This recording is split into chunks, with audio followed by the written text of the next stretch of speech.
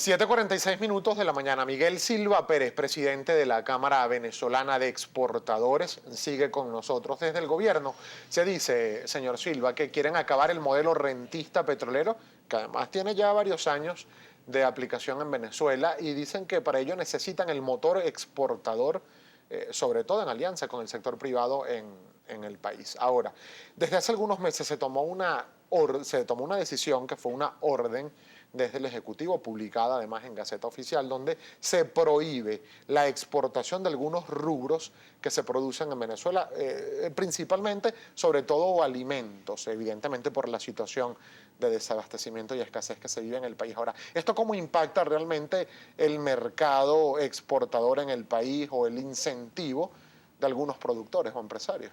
Bueno, fíjate, esto tiene que ver con conocer realmente cómo funciona nuestra producción primaria y manufacturera en el país. Te voy a dar solo un ejemplo. Cuando hablamos del arroz, aquí en Venezuela generalmente siempre se ha consumido el arroz paddy, el arroz de primera, pero tenemos un potencial en ese arroz de segunda o en ese arroz partido y el arroz de tercera. Ese arroz puede ser exportado.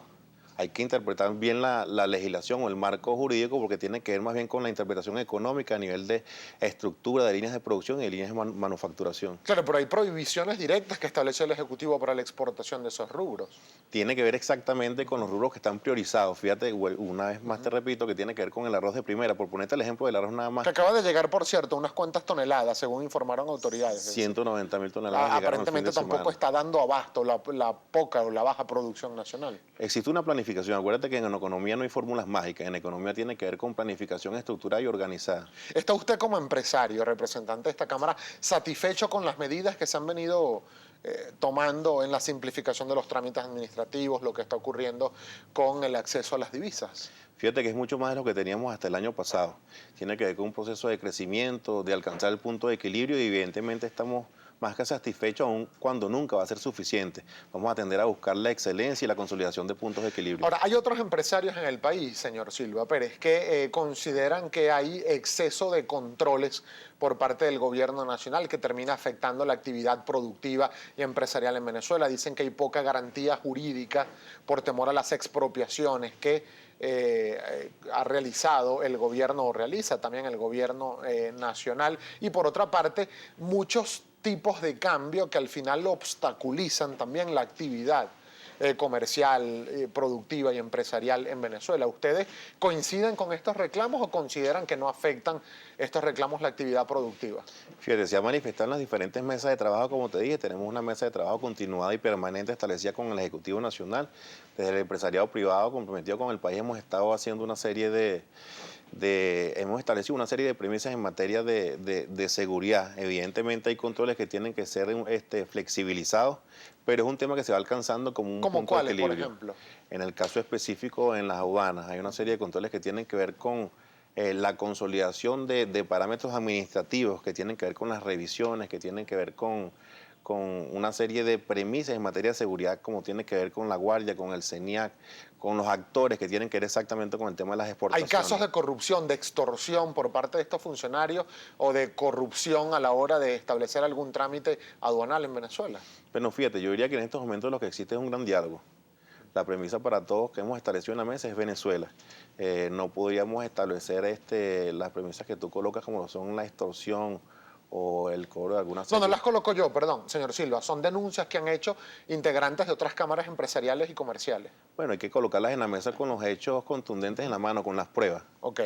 Pero hasta ahora ustedes no han detectado algún tipo de irregularidad en este campo. No, fíjate que desde la Cámara hacemos un seguimiento de manera mancomunada. Nosotros vamos desde la puerta de la empresa, desde las industrias, hasta la parte final que tiene que ver con la aduana para la exportación. Hacemos un acompañamiento completo. Y hasta ahora todo ha fluido muy bien.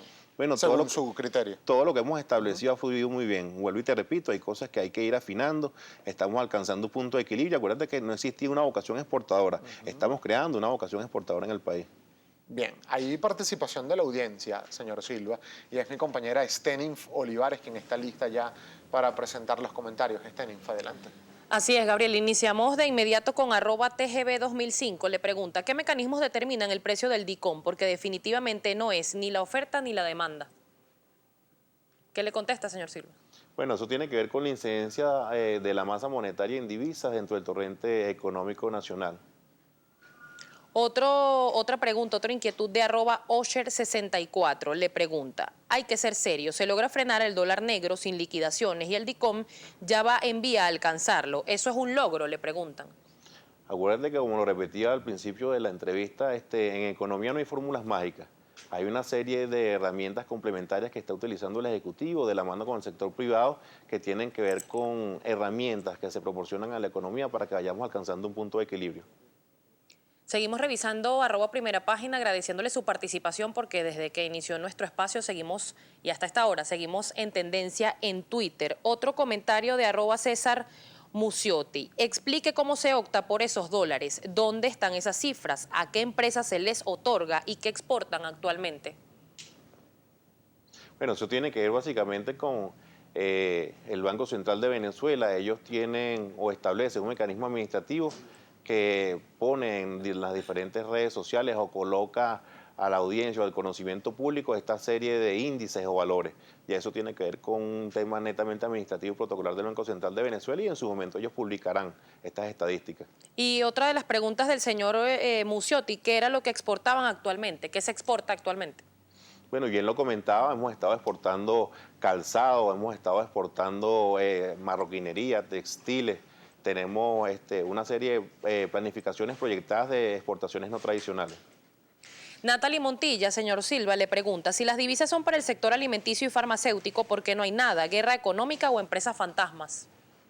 Bueno, fíjate, eso es una serie, eso es una cadena de situaciones que han generado una deformación económica en el país, evidentemente. Para eso se establecen las mesas de diálogo permanente para ir sustituyendo esas malformaciones por puntos eficaces de desarrollo económico en el país a través de diferentes premisas que tienen que ver con la estabilidad, el punto de equilibrio. Por razones de tiempo, señor Silva, comparto con usted un último comentario de William Macías. Le pregunta o le dice, mientras más se eleve el DICOM, el 40% será una mayor cantidad de bolívares por dólar que recibe el exportador. ¿Qué le contesta? Bueno, fíjate, eso tiene que ver una vez más con las premisas que se han colocado en la mesa para el debate entre el empresariado privado y el Estado. Y son una serie de medidas que van a incidir de manera positiva en el desarrollo de la economía nacional.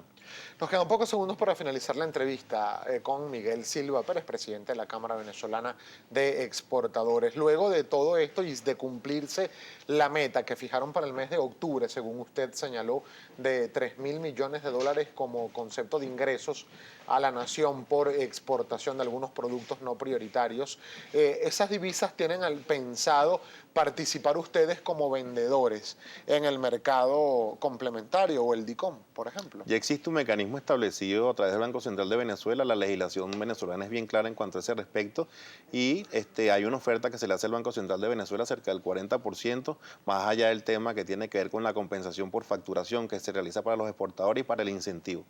Bien, muchísimas gracias, señor Silva, por Gracias haber tenido la a ustedes por la gentileza oportunidad de compartir estos minutos con nosotros. Era Miguel Silva Pérez, presidente de la Cámara Venezolana de Exportadores. A esta hora...